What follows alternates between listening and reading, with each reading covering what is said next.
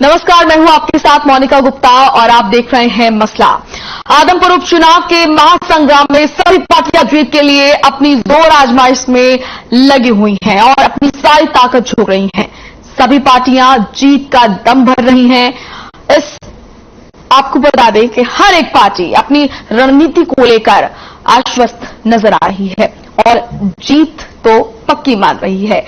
लेकिन कहना गलत नहीं होगा कि इस बार का आदमपुर का जो चुनाव है वो काफी दिलचस्प रहने वाला है। आपको बता दें कि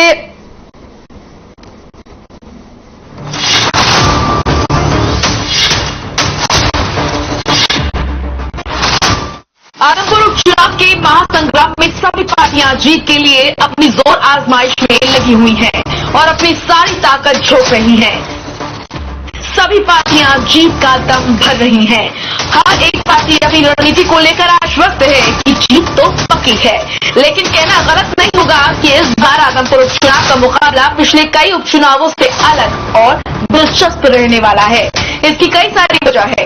कुलदीप बिश्नोई का बीजेपी में शामिल होना, आम आदमी पार्टी के उपचुनाव में ज्यादा सक्रियता, कांग्रेस का कहना है कि आदमपुर हमेशा से कांग्रेस का गढ़ रहा है। इंडियन नेशनल लोकदल का कहना है कि सभी से आदमपुर की जनता त्रस्त हो चुकी है, इसलिए इस बार जनता मौका इनेलो को देगी। 3 नवंबर को मतदान होगा। 1 नवंबर की शाम यानी कि कल 5 बजे तक चुनाव प्रचार खत्म हो जाएगा। इसके बाद उम्मीदवार डोर टू डोर कैंपेन कर सकते हैं।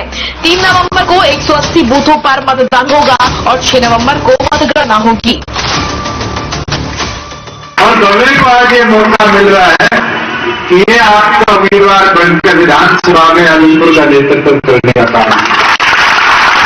साथियों, इस मौके को आपने आगे लेकर चलना और इस मौके को जब ही हम आगे लेकर जा पाएंगे जब इस गठबंधन को मजबूती के साथ आदमपुर से जिताने का काम।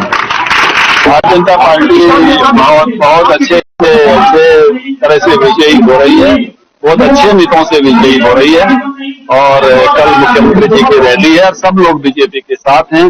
बीजेपी को सभी वर्गों का जोरदार आशीर्वाद मिल रहा है क्योंकि मोदी जी के विकास में, मनोहर लाल जी के विकास में और भजन लाल जी का जो इलाके के प्रति प्रेम रहा है, तीनों चीजें इकट्ठी होकर भारतीय जनता पार्टी की बहुत शानदार जीत होगी। जैसे जैसे चुनाव का समय नजदीक आ रहा है वैसे वैसे आदमपुर उपचुनाव की सरगर्मियां तेज हो रही हैं। देखना दिलचस्प होगा कि किस पार्टी का चुनावी पेच कहां फंसता है। फिलहाल चुनावी प्रचार के लिए राजनीति के धुरंधर आदमपुर में पहुंच रहे हैं।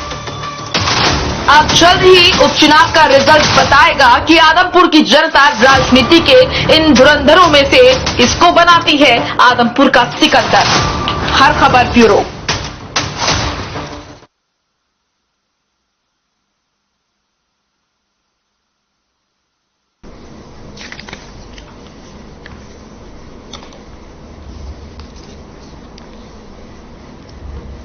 तो जैसे जैसे दिन बीत रहे हैं और चुनाव की तारीख करीब आ रही है, मतदान की तारीख करीब आ रही है, वैसे वैसे तमाम राजनीतिक दल बयानबाजी कर रहे हैं और अपनी जीत पक्की बता रहे हैं। चाहे आम आदमी पार्टी हो, भारतीय जनता पार्टी हो, एनएलए हो या फिर कांग्रेस, तमाम पार्टियां अपनी अपनी तैयारी पूरी बता रही हैं। आदमपुर उपचुनाव के लिए 3 नवंबर को मतदान होगा। 1 नवंबर की शाम यानी कि कल 5 बजे तक चुनाव प्रचार खत्म हो जाएगा। सभी पार्टियां अपनी पूरी ताकत झोंक रही हैं। साम दाम दंड भेद सभी रणनीतियां आजमाई जा रही हैं और सभी अपनी जीत को लेकर आश्वस्त नजर आ रहे हैं। लेकिन उपचुनाव के नतीजे बताएंगे कि आदमपुर की जनता आखिर चाहती क्या है। कलायत, विलायत, बागड़ी, तमाम तरह के मुद्दे उछले। इस बीच सवाल यह भी उठता है कि आदमपुर के जो असली मुद्दे हैं क्या वो पीछे रह गए हैं। तमाम पार्टियां खुद को पुरानी पार्टी, स्थानीय पार्टी बताने में जुटी हुई हैं, लेकिन आदमपुर के असली मुद्दे क्या हैं इस पर बात अब कम हो रही है। आज इन मुद्दों को लेकर हम करेंगे चर्चा। आदमपुर की जनता जो चाहती है, वहां के मुद्दे, उन पर करेंगे हम मंथन। तमाम राजनीतिक दलों के आखिर मुद्दे क्या हैं, अगर वो जीतती हैं तो आदमपुर में किस तरीके से क्या कुछ कार्य कराने उनकी प्राथमिकता रहने वाली है। और वहीं आपको बता दें कि 3 नवंबर को मतदान होगा और 1 नवंबर की शाम यानी कि कल 5 बजे तक चुनाव प्रचार खत्म हो जाएगा। आपको बता दें कि चुनाव प्रचार के लिए तमाम पार्टियों की तरफ से धुरंधर प्रचार के लिए आदमपुर पहुंच रहे हैं और वहीं अपने अपने उम्मीदवारों के लिए वोटों की अपील भी कर रहे हैं और अपने अपने तरीके से दावे भी ठोक रहे हैं किस तरीके से जीत उनकी पक्की है।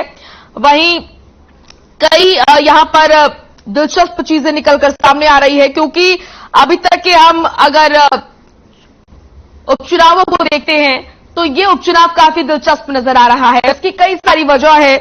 जिस तरीके से देखा जा रहा है कि कुलदीप बिश्नोई का बीजेपी में शामिल होना, आम आदमी पार्टी का उपचुनाव में ज्यादा सक्रियता, कांग्रेस का कहना कि आदमपुर हमेशा से कांग्रेस का गढ़ रहा है, वहीं इनेलो का यह कहना कि आदमपुर की जनता सभी पार्टियों से त्रस्त हो चुकी है, अब मौका हमें देना चाह रही है।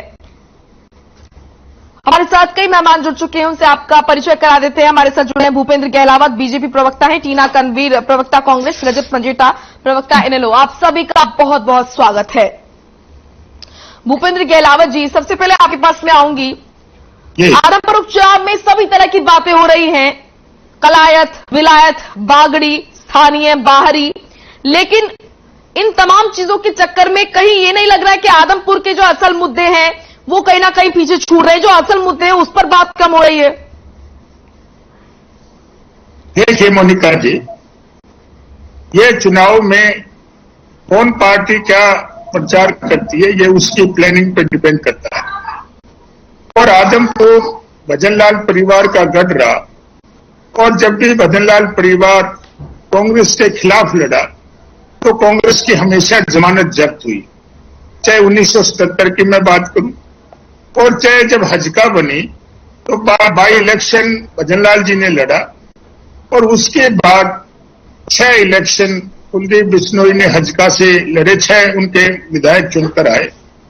और चाहे कुलदीप बिश्नोई ने लोकसभा का बाई इलेक्शन लड़ा और चाहे जनरल इलेक्शन लड़ा, सभी इलेक्शनों में कांग्रेस की जमानत जब्त हुई, कभी कांग्रेस की जमानत नहीं बची। और जब ये परिवार वहां से चुनाव लड़ा तो तब ये जीतते रहे। ये कई आदमी कह देते हैं गहलावत जी, कांग्रेस की हार जीत तो ठीक है, बाई इलेक्शन भी तो ये बताते हैं कि अब तक की जो 2 बाई इलेक्शन हुए उसमें बीजेपी को भी जीत नहीं मिली ना। नहीं, देखिए मैं 2 बाई इलेक्शन की बात करूं, पहले तो मैं बड़ौदा की बात करता हूं। बड़ौदा में एक कांग्रेस का जो एमएलए था उसका देहांत हो गया था, और जिसका देहांत हो जाता है उसके प्रति हमदर्दी होती है, और वो सीट पहले भी कांग्रेस के पास थी और हमारा जो वोट परसेंटेज है वो डबल से भी ज्यादा हो गया था, थोड़े से मार्जिन से वहां पर जीती थी। और दूसरा, मैं दूसरे बाई इलेक्शन की बात करूं, वहां तो कांग्रेस की जमानत ही जब्त हो गई थी, हम तो थोड़ी सी वोटों से हारे थे और वो सीट भी अभय की खाली हुई थी और अभय ही पहले वहां से एमएलए थे और अभय दोबारा बने, कांग्रेस की वहां जमानत जब्त हुई और ये कांग्रेस का हाल रहा है। हमारी पार्टी दिन रात जो है तरक्की कर रही है और ज्यादा से ज्यादा हमारा जो वोट का शेयर है वो बढ़ता जा रहा है। और किसी अभी भी जो ये चुनाव है इसमें भव्य बिश्नोई की एक तरफ जीत होगी और एक ही पार्टी बची है, भारतीय जनता पार्टी, जिसकी तरफ जी ये तो समय बताएगा कि भव्य जीत बीजेपी की होगी या नहीं। ठीक है, देखिए। हाँ, आऊंगी सभी से एक बार प्रतिक्रिया में ले लेती हूँ। टीना कनवीर जी, आदमपुर के उपचुनाव को लेकर कांग्रेस आखिर इतनी आश्वस्त क्यों है? धुआंधार चुनाव प्रचार हो रहा है, तमाम कांग्रेस के जो लीडर्स हैं वो मैदान में उतर रहे हैं, चुनाव प्रचार कर रहे हैं और बहुत आश्वस्त, बहुत कॉन्फिडेंट वो कांग्रेस में नजर आ रहा है। देखिए, आदमपुर की जनता ही नहीं पूरा देश चाहता है कि कांग्रेस की वापसी हो और जो भाजपा का जो ये खेला जा रहा है इसको खत्म किया जाए। तो जो देश की जनता ही नहीं प्रदेश की जनता भी, अब आप आदमपुर की जनता देखिए कि किस तरीके से कांग्रेस की तरफ देख रही है। और हम लोगों ने पहले से ही, हम लोगों के कार्यकर्ताओं ने, कांग्रेस के कार्यकर्ताओं ने पहले से कमर कस ली थी, और क्योंकि वो चाहते हैं कि जेपी जी जो है वो पूरी तरीके से जीते वहां पर, पूरे जोरदार तरीके से। मैं बस इतना कहना चाहती हूँ कि जिस तरीके से प्रदेश की जनता जिस तरीके से हाहाकार मचा हुआ था, आप देखिए कि किस तरीके से सरकारी स्कूल बंद किए जा रहे हैं और किस तरीके से स्कूलों को मर्ज किया गया, महंगाई, बेरोजगारी, बहुत सारे ऐसे मुद्दे रहे जिसकी वजह से लोगों में त्राही तराही माम मचा हुआ था। अब चाहती है जनता कि अब कांग्रेस की तरफ देख रही है, जो वो कहती है कि कमल का फूल, वो सबसे बड़ी भूल निकली। और अब 8 साल से देखिए हरियाणा के अंदर भाजपा का शासन रहा है, लेकिन भाजपा ने दिया क्या है जनता को? कुछ भी नहीं, खाली हाथ कर दिए उनके। और जेबों में जो नोट थे वो भी खाली कर दिए इन लोगों ने। महंगाई इतनी बढ़ चुकी है। आप आदमपुर का हालात देखिए कि कांग्रेस के जो इतना आश्वस्त है आप जीत को लेकर, सिर्फ इसलिए कि कांग्रेस का गढ़ रहा है। कांग्रेस तो यही कहती है ना कि आदमपुर कांग्रेस का गढ़ रहा है। नहीं, कांग्रेस, एक तो पहले तो मैं ये कहना चाहती हूँ ना, ये कुलदीप बिश्नोई की नहीं, एक आदमपुर की जनता पर ये चुनाव एक तरीके से बोझा डाल दिया था। आदमपुर का चुनाव कोई होने वाला नहीं था, लेकिन जिस तरीके से उनको ईडी के डर से उनको भाग जाना पड़ा भाजपा में, और उसी की वजह से ये सब हुआ है। तो अब मैं बस इतना, मैं तो ये कहना चाहती हूँ ना कि अगर वो ये चुनाव जो है, ये हम लोग क्यों इतने आश्वस्त है जो आप कह रही हैं, वो इसीलिए क्योंकि देखिए इन 8 सालों में ना किसी युवा के पास रोजगार है, ना माताओं बहनों के पास कोई उज्ज्वला योजना, ना जाने क्या क्या योजनाएं चलाई थी, वो गैस रिफिल नहीं करा पाई। गैस के महंगे दाम हो गए, पेट्रोल डीजल, हर किसी, किसानों की हालात आप देख लीजिए, कितने 700 किसान उस समय भी जिस तरीके से आत्महत्याओं नहीं, जिस तरीके से किसानों ने अपनी आत्महत्याएं की और जिस किसानों की मौत हुई, लेकिन भाजपा जो है वो बोली नहीं। आज भी आप आदमपुर की जनता से जाकर किसी भी व्यक्ति से पूछ लीजिए कितनी परेशान है वहां। ठीक है, आऊंगे आपके पास। जीत को लेकर आप ही नहीं, सभी पार्टी आश्वस्त नजर आ रही है। वैसे तो रजत जी आपके पास आऊंगी। बीजेपी कहती है मुकाबले में कांग्रेस को देखते हैं, कांग्रेस कहती है हम बीजेपी को देखते हैं। इनेलो, इंडियन नेशनल लोकदल, खुद को कहां देखते हैं? किस तरीके से आप मानते हैं कि आदमपुर की जनता आपकी तरफ देख रही है इस बार? क्योंकि विकल्प के तौर पर देखिए आम आदमी पार्टी भी है, उनके पास नया विकल्प।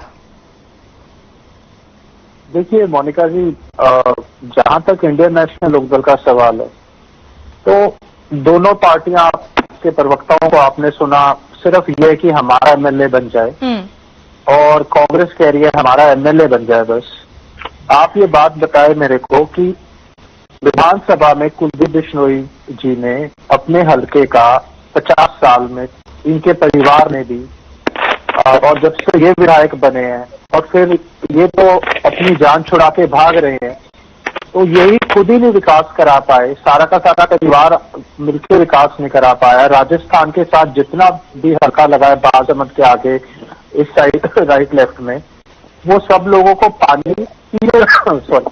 पीने का पानी भी खरीद के लाना पड़ता है। पीने का पानी भी आप उसका पानी तो छोड़ दीजिए, खेतों का पानी, तो पीने का पानी भी उनको खरीद के लाना पड़ता है। बेरोजगारी का आलम इतना ज्यादा है कि सारा हल्का तो बेरोजगार बना दिया, उनको तो कोई फॉर्मूला दे नहीं रहे बेरोजगारी का हटाने का। लेकिन हाँ, कुलदीप बिश्नोई जी के लड़के का फ्यूचर बनाने के लिए सारा इलेक्शन हो रहा है, वरना कोई जरूरत नहीं थी। अगर कांग्रेस में भी बने रहते तो भी सदस्यता नहीं जाती, आपकी विधानसभा की सदस्यता नहीं जाती, अब मेंबर फिर भी रहते।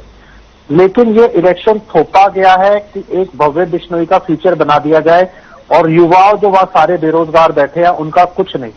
आज विधानसभा में अगर उठाने का कोई मुद्दा उठाएगा, अगर आदमपुर की कोई सच में जनता की आवाज बनके कोई विधानसभा में गूंजेगी, तो इंडियन नेशनल लोकदल ही गूंजेगी।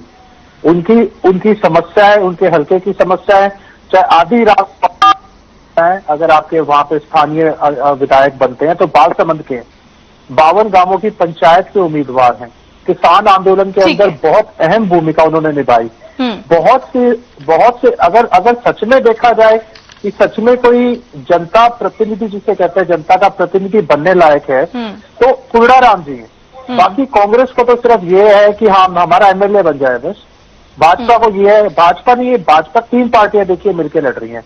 मैं भूपेंद्र जी की बात को भी आगे बढ़ाऊंगा। एक इलेक्शन का उन्होंने जिक्र कर दिया, एक बाई इलेक्शन जब हजका अलग से लड़ी थी, 2014 का वो इलेक्शन था।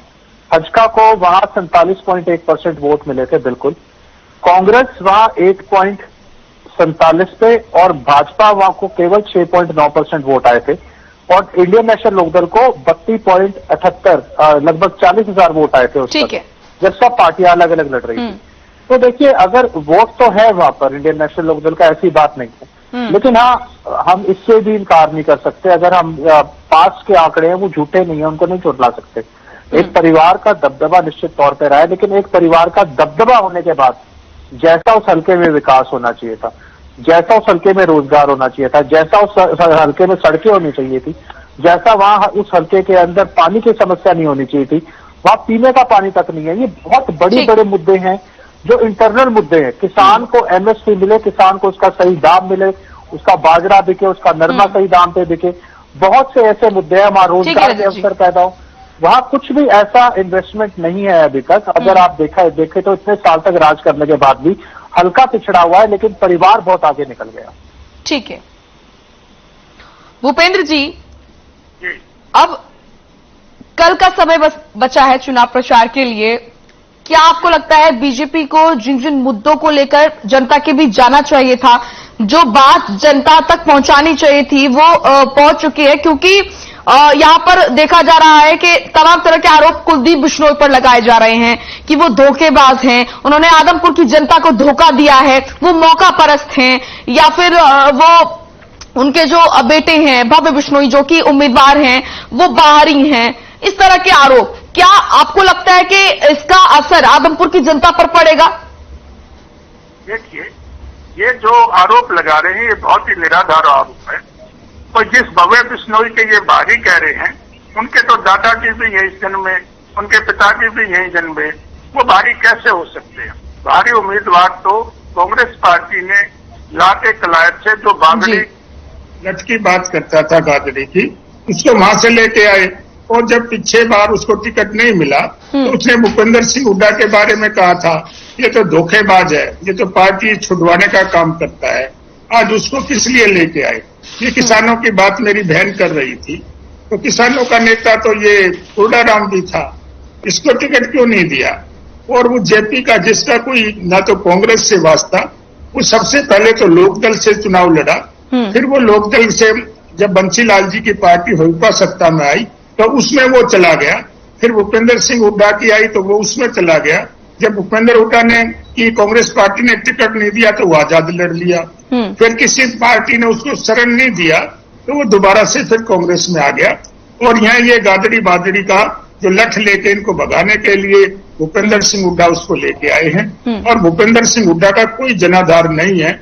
ये मैं आपको बताता हूँ, कल जब चुनाव प्रचार खत्म हो जाएगा, ये 2-3 हजार लोग कलोई से और रोहतक से लेके भूपेंद्र हुड्डा अपने साथ ही लेके आया हुआ है प्रचार के लिए, और ये कल प्रचार खत्म होने के बाद सब चले जाएंगे। तो कांग्रेस पार्टी आपको शून्य नजर आएगी। आदमपुर में ना तो इनका कोई वर्कर है, ना इनका कोई नेता है, इनका कोई लेना देना नहीं है।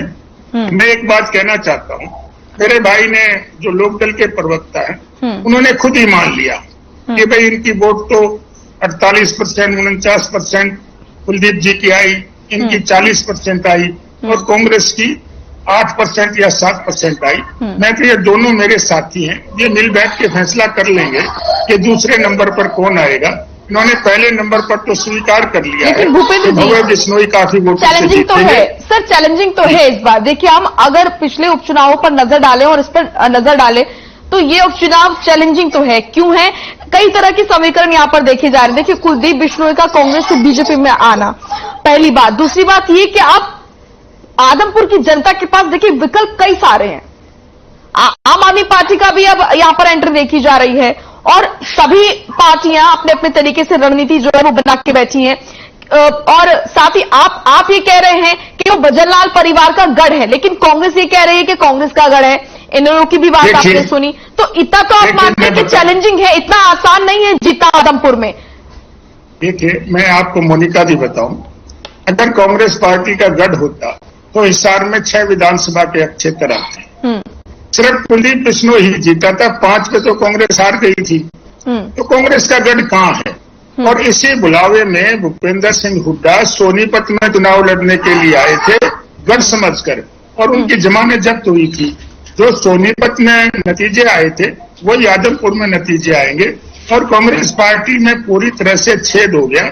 यहाँ नीचे तो बाबू बेटे की पार्टी रह गई, ऊपर माँ बेटों की पार्टी है। आज मैं नहीं कह रहा, किरण चौधरी कह रही है। आज शैलजा जी का मैं सुन रहा था कि 67 एमएलए दिए थे, 10 साल में 13 एमएलए पे लाके भूपेंद्र हुड्डा ने छोड़ दिया। ये क्या करते हैं? आज इनके चुनाव प्रचार में कहाँ है शैलजा जी, कहाँ है किरण जी, कहाँ है रणदीप सुरजेवाला जी? ये सबको भगा रहे हैं। और कुछ जो सियाने लोग हैं वो तो डूबती नाव में कभी नहीं रहते, उतर उतर के भाग रहे हैं। और इस चुनाव के बाद मैं तो ये कहता हूँ 2024 से पहले बहुत लोग पार्टी छोड़ के बीजेपी में आएंगे। लाइन लगी हुई है, हर महीना हमारी दरवाजे पर ये लोग आते हैं। लेकिन इनको हमने कहा कि जो केसों में बरी होके आएंगे, जिनको क्लीन वो होके आएंगे, उनको हम पार्टी में लेंगे, क्योंकि हमको तो अपनी पार्टी बड़ी करनी है। विपक्ष तो ये कहता है कि अगर साफ सुथरा होना है या फिर बीजेपी तो वॉशिंग मशीन है ना, बीजेपी में ज्वाइन करते ही तमाम तरह के जो आरोप है उससे मुक्त हो जाता है एक नेता। विपक्ष तो ये कहता है। नहीं मोनिका जी, जो जिनको उच्चतम न्यायालय या उच्च न्यायालय जिनको क्लीन चिट देंगे वही क्लीन होता है, बाकी ऐसी कोई बात नहीं। भारतीय जनता पार्टी जो भी उनको इसलिए आश्वस्त है आप अपनी जीत पर कि भजनलाल परिवार आपके साथ है? बीजेपी मैं आपको बताना चाहता हूँ, भजनलाल परिवार जो पिछले चुनाव में लोकसभा में हार गए थे, जीता कौन था? भारतीय जनता पार्टी।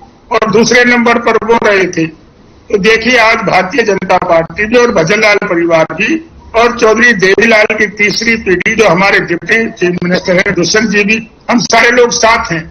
आज सारे लोग साथ होंगे तो हमारे को 1 लाख वोट मिलेंगी। हाँ। और दूसरे लोगों की तो जमानत बचने के भी बहुत लाले पड़े हुए हैं। ये तो समय बताएगा। ठीक है, देखिए जितने मैं मोनिका जी आपको बताऊं कि कितने साल से कितने चुनाव हो रहे हैं। सब में कांग्रेस का क्या हाल है? अभी पीछे चुनाव हुए थे नगर पालिका। लेकिन सर अभी तो छोड़िए, आदमपुर में आप अपना भी तो देखिए ना, आदमपुर में क्या इतिहास रहा है बीजेपी का? नहीं देखिए, मैं कह रहा हूँ बीजेपी प्लस में भजनलाल परिवार। हाँ, देखिए क्या इतिहास बनता है। हाँ चलिए ठीक है सर। टीना जी, बीजेपी के पास भजनलाल परिवार है प्लस बीजेपी। इनके पास हमारे साथ तो जनता है, इनके पास पता नहीं क्या है। मैं बस ये कहना चाहती हूँ कि ये जो कह रहे हैं ना, जैसे ही इनको लगता है कि ईडी का डर होता है, वो तो भाजपा में चला जाता है। जैसे ही ईडी का खतरा होता है जिसके पास, या जो भ्रष्टाचारी लोग हैं वो उनके पास चले जाते हैं। तो इनके ये कह रहे हैं कि हम पहले क्लीन चिट देखते हैं, ये करते हैं। इनको सिर्फ वो लोग चाहिए जो भ्रष्टाचारी। मैं आपको रोकना चाहूंगी, अपनी बात पूरी कीजिएगा। एक छोटे से सर आपके पास भी आऊंगे गेलावत जी, एक छोटे से ब्रेक के लिए मुझे रुकना पड़ रहा है, समय का अभाव है। एक छोटे से ब्रेक के लिए रुक रहे हैं फॉर नोटिंग के।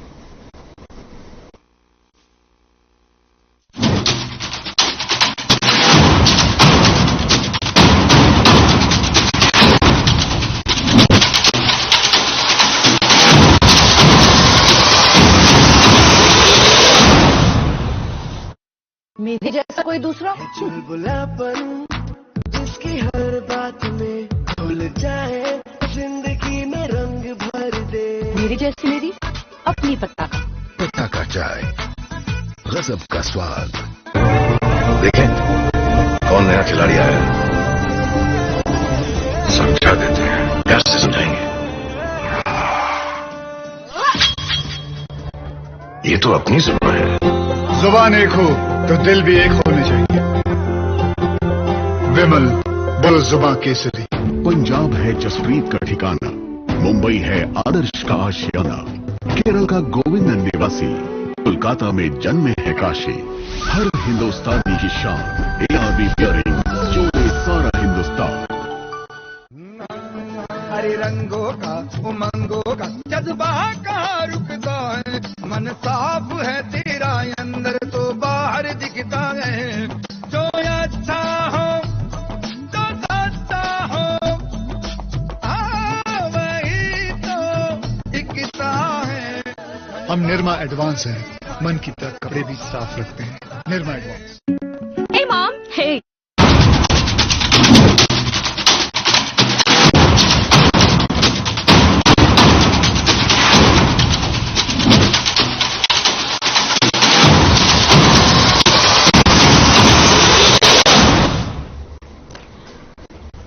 देखिए, बहुत स्वागत है आपका। आदमपुर के उपचुनावी दंगल में सभी पार्टियां ताल ठोकने के लिए तैयार हैं और हमारे साथ लगातार जुड़े हुए हैं अलग अलग राजनीतिक दलों से प्रवक्ता भूपेंद्र गहलोत बीजेपी से, टीना कनवीर कांग्रेस से और रजत पंजेटा इनेलो से। टीना जी, अपनी बात आप पूरी कीजिए। आप बता रही थी किस तरीके से कांग्रेस के पास क्या कुछ है, जैसे कि आप बताए थे कि आपके पास जनता है, जनता का सहयोग है। ये अगर ये तो भाजपा की प्रवक्ता बताएंगे कि मनोहर लाल खट्टर जी के साथ और कुलदीप बिश्नोई जी के साथ क्या डील हुई थी, जिसकी वजह से अब भव्य बिश्नोई को उतार दिया गया। हालांकि भव्य बिश्नोई रहते नहीं है आदमपुर में, वो बाहर, वो ये कह रहे हैं कि बाहर पढ़ने के लिए गया था। ऐसा नहीं है जो नेता, टीना जी आपको इंटरप्ट कर देंगे, माफ कीजिएगा, आप अपनी बात पूरी कीजिएगा। वो नेता जो अन्य दलों से आपकी पार्टी में आए, क्या उनसे भी आपकी कोई डील हुई थी? क्या कोई डील होती है जब कोई एक नेता दूसरी पार्टी में जाता है? तो अगर नहीं तो ईडी से इनको इतना क्या था, ईडी का सामना करते ना। अगर कुलदीप बिश्नोई इतने ही सच्चे होते और आदमपुर की जनता का भरोसा था उनको तो लीडर होकर रहते। जैसे और नेता रहे, राहुल गांधी जी कैसे लीडर होकर खड़े रहे? ये डरे हुए लोग हैं और डरे हुए लोग भाजपा में शामिल हो जाते हैं। और फिर ये जनता, क्योंकि देखिए कितना भार है ऑलरेडी हरियाणा प्रदेश के ऊपर। उनका बजट देखिए, कर्ज देखिए कितना बढ़ा हुआ है, लेकिन उस पर तो ध्यान नहीं देंगे। ये चुनाव बस ये इसी में ही उलझे रहते हैं। आप गुजरात की हालत देखिए, वहां पर मुर्गी जैसा कांड हुआ, लेकिन वो ब्रिज हुआ, लेकिन उसके बाद भी क्या कर रहे हैं ये लोग? सिर्फ चुनाव प्रचार में लगे हुए हैं। मतलब नहीं, 132 के ज्यादा लोग वहां पर उन लोगों को वो हो गए हैं, मृत्यु हो गई है, लेकिन उस पर कोई ध्यान नहीं दे रहे। कह रहे हैं कि कल प्रधानमंत्री जी जाने वाले हैं, लेकिन सहयोग राशि क्या देने वाले हैं उन लोगों का दर्द समझ सकते हैं। तो इनको जनता से कोई मतलब नहीं है। जनता जनार्दन से सिर्फ इनको क्या चाहिए? इनको सिर्फ चाहिए वोट, क्योंकि ये हर स्टेट के अंदर, या चाहे उपचुनाव हो चाहे आम चुनाव हो, ये सिर्फ अपनी सत्ता काबिज करना चाहते हैं देश के ऊपर। तो देश के ऊपर ये सिर्फ शासन नहीं कर रहे हैं, ये तो एक तरीके से देश को कब्जा रहे हैं। जैसे इन्होंने सारी संस्थाओं पर कब्जा कर लिया धीरे धीरे। जनता कब्जा करने क्यों दे रही है फिर टीना जी? नहीं, अब ये तो इनके पास, जैसे अब ये तो खुद बताएंगे कि ये ऐसा क्या कर रहे हैं, क्यों काम नहीं करके दे रहे, और विकास के नाम पर झूठा जुमला। तो इसको बीजेपी की रणनीति बताए ना, इसको बीजेपी की स्मार्ट रणनीति। लेकिन अब ऐसा नहीं होने वाला है, अब नहीं होने वाला है। चलिए ठीक है, तो जनता को ज्यादा नहीं कर सकते हैं। प्रतिक्रिया दीजिए, उसके बाद रजत जी आपके पास में आ रही हूँ। गहलोत जी, साम दाम दंड भेद, ईडी हर चीज का इस्तेमाल करके सिर्फ जीत से आपको मतलब है सर, विपक्ष का आरोप। गहलोत जी, देखिए मोनिका जी, जब इसमें छेद हो गया कांग्रेस की नाव में और डूबने लगी तो लोग उतर के भाग रहे हैं। पिछले कई महीने में, 6 महीने के दौरान बहुत सारे नेता पार्टी छोड़कर हमारी पार्टी में आए हैं या पार्टी छोड़कर चले गए। हार्दिक पटेल गुजरात में हमारी पार्टी में शामिल हुए, उन पे कोई ईडी का केस नहीं था। पंजाब में कैप्टन अमरिंदर हमारी पार्टी में आए, उन पे कोई ईडी का केस नहीं था। गुलाम नबी आजाद इनकी पार्टी छोड़कर चले गए, उन पे कोई ईडी का केस नहीं था। और बहुत सारे ऐसे नेता हैं, कपिल सिब्बल हैं, वो इनकी पार्टी छोड़ के चले गए। एक पूरे देश में आदरणीय नरेंद्र मोदी की जो कार्यशैली है, जो कार्य प्रणाली है, उससे लोग संतुष्ट होकर भारत देश की जनता भी और सभी मुख्यमंत्री बना दिया की तरफ आकर्षित हो रहे हैं। और उनकी कल्याणकारी योजनाओं को देखते हुए, हरियाणा में माननीय मनोहर लाल जी की कल्याणकारी योजनाओं को देखते हुए हमारी पार्टी में लोग शामिल हो रहे हैं। अब ये तो कोई ना कोई आरोप लगाएंगे, और इनके जो नेता जिसके गुणगान ये करते हैं, एक ऐसे नेता को आपने उम्मीदवार बना दिया जिसकी जांच ईडी कर रही थी, कांग्रेस का ही आरोप है। नहीं, हालांकि कांग्रेस के नेता थे वो। मैं तो ये कह रहा हूं, जो कांग्रेस के बड़े नेता है जिनका ये गुणगान करते हैं, उनके खिलाफ भी 6 केस हैं, और उन पे ना कोई ईडी ने बना रखा, ना कोई सरकार ने बना रखा। किसानों की जमीन उन्होंने ली थी, किसानों ने केस जितने भी नेता, जितने भी राजनीतिक दलों के नेता जो बड़े पद पर बैठे ना, उन पर सर एक ना एक तो केस जरूर होगा। इतना तो मैं दावे के साथ कह रही हूँ। मैं ये आपको कहना चाहता हूँ, कांग्रेस ने 60 साल राज करके देश को पूरी तरह से लूटने का काम किया है। आप जिसकी भी फाइल उठा के देखोगे, ये सब चोरी में और सब टैक्स चोरी में उनको भी काउंट कर रहे हैं, कोई शक नहीं है। और दूसरे, हमारी बहन ने जो कहा, मैं ये कहता हूं कि हमने 8 साल में 98,000 सरकारी नौकरी का काम बगैर भेदभाव के, बगैर खर्ची पत्ती के, बगैर जात पात के, मेरिट के आधार पर 2 करोड़ नौकरियां देने वाले थे। 8 साल में 16 करोड़ हो गई है। और कांग्रेस पार्टी ने 88,000 नौकरी दी 10 साल में, और उनकी 11 लिस्टें तो हाईकोर्ट ने कैंसिल कर दी और बाद में लिस्ट को सक्रिय कर दिया। ये लोग खर्ची पत्ती दे के नौकरी देते थे और जनता को इनकी असलियत पता लग गई है। कांग्रेस कह रही है अब तो नौकरी नहीं देते हैं, जी झुंझुना पकड़ा देते हैं बस। चलिए ठीक है, आऊंगी सर। रजत जी, आपकी प्रतिक्रिया। देखिए मोनिका जी, पहली बात तो ये जो उनके कैंडिडेट हैं, मैं कुलदीप बिश्नोई से पहले उनके पुत्र पे आऊंगा जो विधायक का चुनाव लड़ रहे हैं। पहले तो उन्होंने एफिडेविट में ही अपने 4 केस छुपाए, जो कि गलत है, उसमें हमने कंप्लेंट भी दायर करी है।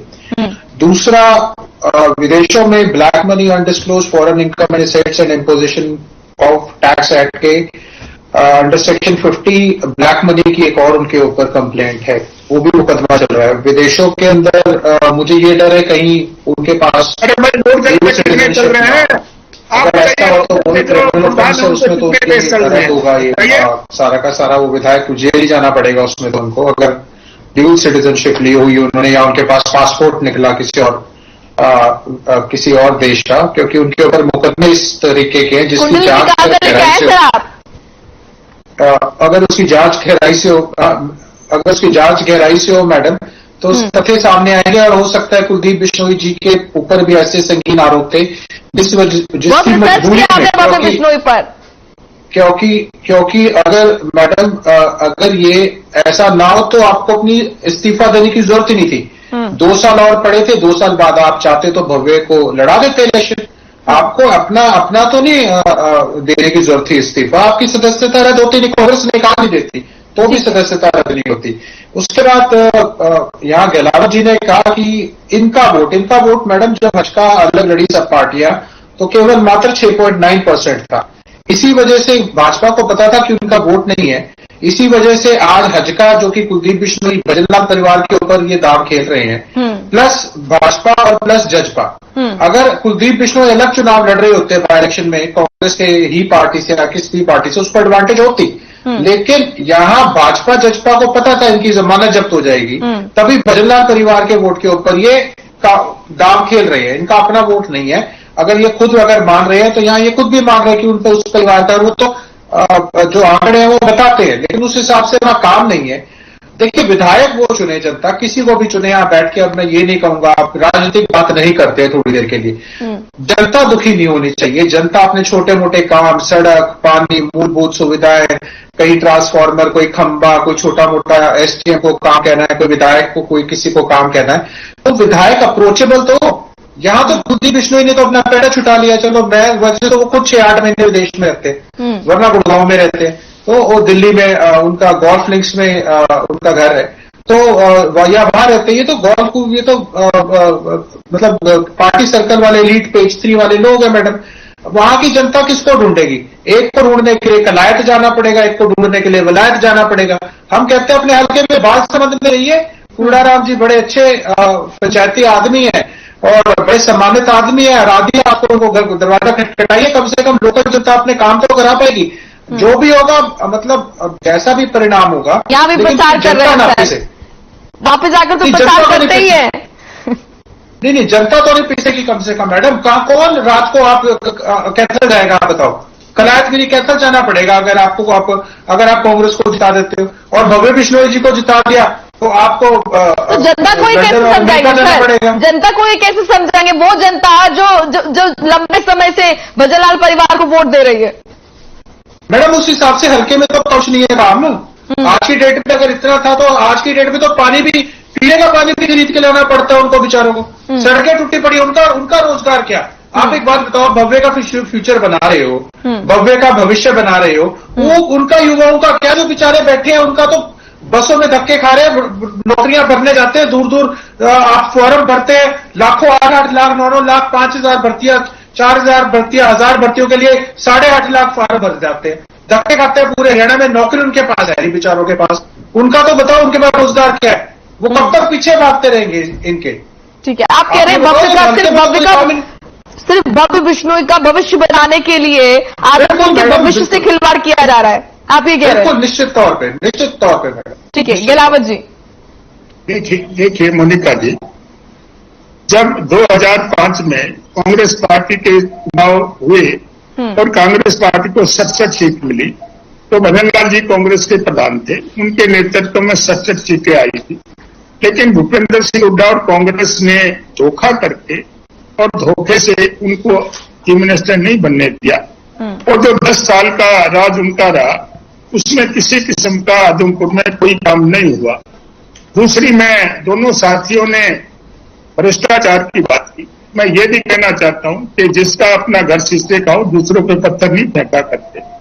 मैं तो पंजेका जी कह रहे थे कि ईडी का दूसरे केस है, इनके जो पार्टी के प्रधान हैं वो कितने साल जेल में रहे, और उनपे एक केस और भी है जिसमें सजा हो गई, अभी वो जमानत पर आए हुए हैं। तो इनको ऐसा नहीं कहना चाहिए। और इनकी तो 1% हरियाणा में वोट है, ये दूसरे अपने उसमें झांक के देखें, दूसरों की बात न करें। और दूसरी मैं बात करता हूं, मेरी बहन ने जो हमारे पे आरोप लगाए, देखिए इनकी जो संकट में नेता है, चाहे सोनिया है चाहे राहुल है, और चाहे हरियाणा में जिसका गुणगान कर रहे हैं, सब पे करप्शन के केस है। और सोनिया और राहुल पे हमने नहीं केस बनाए। जब कांग्रेस की सरकार थी, माननीय मनमोहन जी प्रधानमंत्री कह तो रही है, वो सामना कर रहे हैं, केस ही तो है, सामना कर रहे हैं, वो कह रहे डर के तो नहीं भागे ना, आपके पास तो नहीं आ गए ना। मैं कहता हूं फिर भव्य बिश्नोई पे क्या आरोप लगा रहे हैं, कुलदीप पे क्या आरोप लगा रहे हैं, और कौन पार्टी में किसमें रुक रहा है। देखिए, ये भूपेंद्र हुड्डा तो 23 ग्रुप का नेता है, आप क्या मान के चल रहे हो? जो 2024 के चुनाव तक तो ये रुकेगा नहीं कांग्रेस पार्टी, ये भी पार्टी छोड़ के जाएंगे। इनका जो अपना जो सीनियर थे इनके 23 ग्रुप के, गुलाम नबी आजाद, दूसरे लोगों पार्टी छोड़ के चले गए, और इन्होंने ठेका लिया हुआ है कि ये सभी लोगों को हरियाणा से भगाएंगे कांग्रेस से, और फिर खुद भी भागने का काम करेंगे। और कांग्रेस पार्टी का तो अपने मुद्दे नहीं है, अपने मुद्दे गिनवाइए ना। आदमपुर की जनता को आप क्या कहना चाहते हैं? आपकी पार्टी के नेता क्या कहना चाहते हैं? आप अपना पक्ष रखिए ना। देखना पड़ा, नगर पालिका नगर परिषद के चुनाव, उसमें हर कम देखना पड़ा। और सबसे बड़ी बात यह है कि रोहतक सोनीपत जहां की ये बात करते हैं, वहां भी इनके सारे के तीसरे और चौथे नंबर पर इनके उम्मीदवार आए हैं। देखिए, भव्य बिश्नोई की बात करें, आदमपुर की बात करें, पहली बार हरियाणा में ऐसा मुख्यमंत्री मनोहर लाल जी बने हैं जो पूरे हरियाणा प्रदेश के मुख्यमंत्री। नहीं तो कभी कोई कहता था हम रोहतक में चौधर लाएंगे, कभी कोई कहता था हम सिरसा में चौधर लाएंगे। पहले मुख्यमंत्री ये हैं जो समान विकास और समान सभी का साथ, सभी का विकास और सभी का भलाई के काम करने का काम मनोहर लाल जी करते हैं। चाहे आदमपुर का हल्का हो, चाहे करनाल का हो, चाहे सोनीपत का हो और चाहे सिरसा का हो, सब जगह समान विकास होता है और नौकरियों में कोई भेदभाव नहीं होता। मेरिट के आधार पर पूरी पारदर्शिता के हिसाब से हम नौकरी देने का काम करते हैं। और उन्हीं की जो ये कल्याणकारी योजनाएं हैं, हमने कोविड के टाइम में भी सबको वैक्सीनेशन देने का काम किया, चाहे कोई लोकल का था चाहे कांग्रेस का था। ये कैसे कहते हैं हमारी पार्टी ने काम नहीं किया? और जो पारदर्शिता हमारी ने लाई, देखिए हमारे कोई जितने भी हमारी अपॉइंटमेंट हुई है, जिनको नौकरी दी है, हमारी कोई चैलेंज नहीं हुई। और भूपेंद्र हुड्डा के राज में जो नौकरी लगी थी, 11 लिस्टें तो हाईकोर्ट ने कैंसिल कर दी, और एक जो इंस्पेक्टर भर्ती किए थे 20, उनमें से 9 आदमी इन्होंने अपने रिश्तेदार लगाए थे, जिसको कि माननीय उच्च न्यायालय ने संदिग्ध मान के कमेटी बनाने का काम किया है। ठीक है। और वो भी लिस्ट कैंसिल होने को जा रही है। देखिए, जो भी कल्याणकारी योजनाएं हमारी सरकार लेके आई है, हर घर नल देने का काम, जो हमने पानी देने का काम किया, चाहे हर घर से कूड़ा उठाने का काम हमारी पार्टी ने किया, और हरियाणा को जो खुले में शौच मुक्त करने का काम हमने किया, ऐसी सारी कल्याणकारी योजनाएं के जो गांव में औरतें धुएं में आंखें जिनकी खराब हो जाती थी, उनको सिलेंडर देने का काम किया। उन कल्याणकारी योजनाओं को देख करके सारे प्रदेश, हरियाणा प्रदेश की जनता और आजमपुर की जनता बिल्कुल कमल के फूल का निशान वो लगा, मोहर लगा के या बटन दबा के को विजय बनाने का काम करेगी। टीना जी, देखिए जी, इन्होंने उज्ज्वला का नाम लिया, तो आप मुझे ये भी डाटा बताकर जाइए कि कितनी महिलाओं ने वो रिफिल भी करवाए। ठीक है, तो जो इन्होंने सिलेंडर के दाम बढ़ा दिए हैं, और कितनी उज्ज्वला कितनी मतलब अपनी इसका प्रचार करते रहेंगे झूठाई सिर्फ झूठे ही बीजेपी तो ये कहती है ना कि विश्व स्तर पर महंगाई बढ़ रही है, विश्व स्तर पर महंगाई बढ़ रही है ना। पुलिस ग्लोबल हंगर इंडेक्स में भारत कितना पिछड़ गया है, ये बोल सकते हैं यहाँ पर आकर, और ये कह रहे हैं कि इसको लेकर खुले में सोच ये कह रहे हैं। हरियाणा में आप किसी भी गांव में या किसी भी ग्रामीण क्षेत्रों में चले जाइए, सभी लोग खुले में ही सोच कर रहे हैं। ये क्या दावा कर रहे हैं? स्वच्छ भारत मिशन फेल हो गया, आपका स्वच्छ भारत मिशन, ठीक है? क्योंकि आपने क्या कहते हैं, आपने शौचालय जरूर बना दिए, लेकिन शौचालय में जाने के लिए खाना भी तो देना पड़ता है महंगाई। लोग कितने लोग हैं जो एक टाइम खाना भी नहीं खाते, आप उस पर ध्यान नहीं देते हैं। और दूसरी बात, इन्होंने कहा नल वाली बात। अरे नल आपके पास, लोगों के पास पानी पीने को नहीं है, दूर दूर से ग्रामीण क्षेत्रों में भर भर कर लाती है पानी, और पानी है भी कहाँ, देख कहाँ रहे हैं आप। और इन्होंने कहा कि ये लोग रोजगार दे रहे हैं। आपके, मैं हरियाणा के बारे में बात कर रही हूँ। भिवानी में एक लड़के का लेटर बहुत वायरल हुआ था, जिसपे वो कह रहे हैं कि बापू इस बार मैं फौजी नहीं बन पाया, अगले जन्म में बनूंगा, कुछ इस तरीके से। तो आप ये देखिए कि लोग जो है वो, युवा जो है वो सुसाइड कर रहे हैं। एक जो स्टूडेंट जो पीएचडी किया हुआ है वो पीएम के लिए, भर्ती के लिए अप्लाई कर रहा है, और आप कह रहे हैं आप अपने एजुकेशन सिस्टम की बढ़ाई कर रहे हैं यहाँ बैठकर। एचपीएससी और एचएसएससी, आप उसमें देखिए निरंतर हर रोज कुछ ना कुछ धांधलियां होती है, लेकिन उनके पास संस्थाओं पर कब्जा है।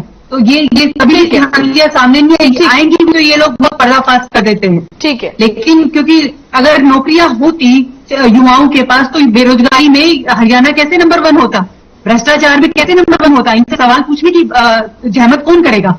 लेकिन ये क्या है, ये क्या करते हैं, लोगों को बरलाने का काम करते हैं। यहाँ आकर बहुत जल्दी जल्दी ऐसा ये बोल देंगे कि हमने तो ये किया, हम तो सबका विकास कर रहे हैं। आप कोई सबका विकास नहीं कर रहे हैं, आप सिर्फ देश को, प्रदेश को लूटने का काम कर रहे हैं। ठीक है टीना जी। रजत जी आऊंगी, गिलावत जी फिर जवाब दीजिएगा।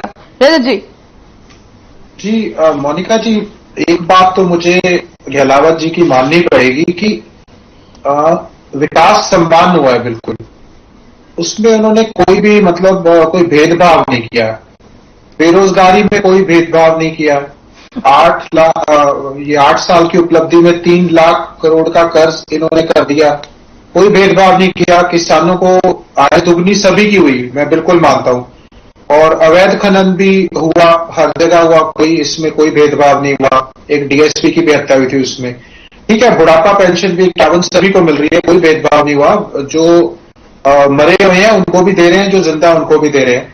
कपास की फसल खराब हुई थी पिछले 2 साल का, उसका ही मुआवजा नहीं मिला अभी तक।